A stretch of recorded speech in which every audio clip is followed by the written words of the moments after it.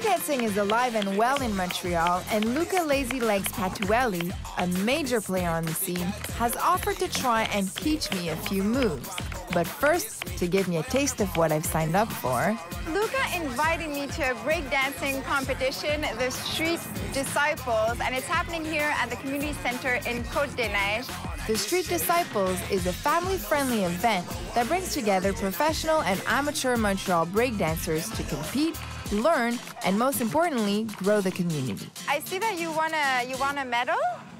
And so tell me, what is it that you love so much about dance? Feel free when I dance, and I love everything that's related to music, dancing. Shakir, how old are you? You're 5? And how long have you been breakdancing for? Ça fait 6 ans que tu fais du breakdance? Mais t'as juste 5 ans. What do you love about breakdancing? Oh, God. An inspiration to dancers of all ages, sizes, and abilities, Luca Lazy Legs Patuelli is far from an everyday dancer.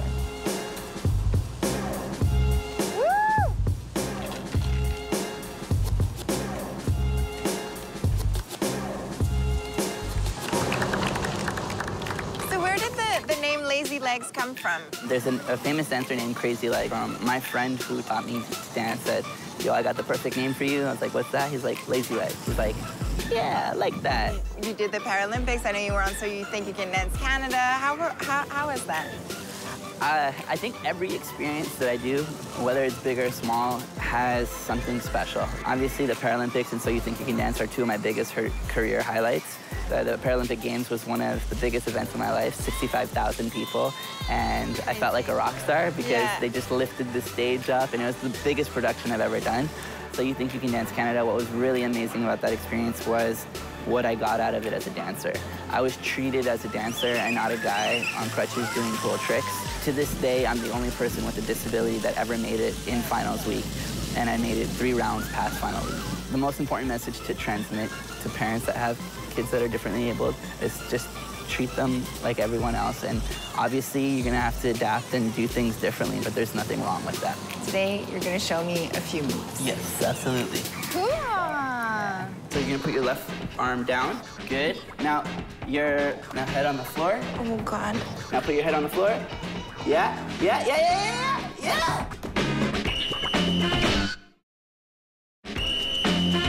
Cut me loose. After checking out the Street Disciples breakdancing event in Côte-des-Neiges, Luca has invited me back to his studio to try to teach me a few of his famous moves. So your disability, Luca, it's called Arthrogryposis. Yeah. For me, primarily, it affected me in my legs, meaning that I used to have very stiff knees, and so my knees used to be stuck at a 90-degree angle. So I use these long leg braces, and basically what they do is they lock my joints. So I take them off for dancing because I'm not flexible, and they're also heavy and they're just like, bulky and annoying. My dream has been to walk. However, I know that I'm never going to be able to walk like you or the average person. But I know that I'm going to find a way to walk my own way. And that kind of goes into our message, no excuses, no limits, is that there is no wrong way of doing something. And you're not only a break dancer, but you're also a dance teacher, and today you're gonna show me a few moves. Yes, absolutely. What we're gonna do is I'm gonna teach you the top rock. Top rock is really your intro. It's like, how do you want your audience to know who you are? Arms crossed, 5, 6, 7, 8. 1, 2, 3, 4, 5, 6, 7, 8. Cool. And then from here, we're gonna go into our go down. What that means is how are you gonna go from top to bottom? We're gonna cross our legs, spin, and drop to one knee. This is another position. Dun, dun, like that. Okay. And cross here. So you would take your left arm and put it on your right leg. Good. And then this one, bend it inside here. Oh, God. Yeah. Okay.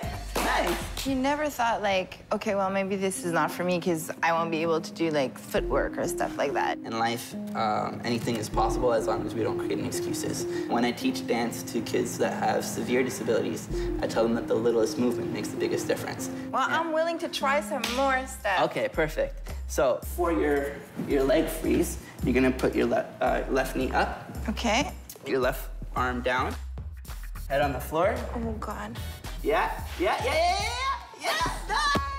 What you wanna try to do is actually try to bring your legs more forward. Good. Now, your right leg, in front of you. Yeah. In front. Now kick me.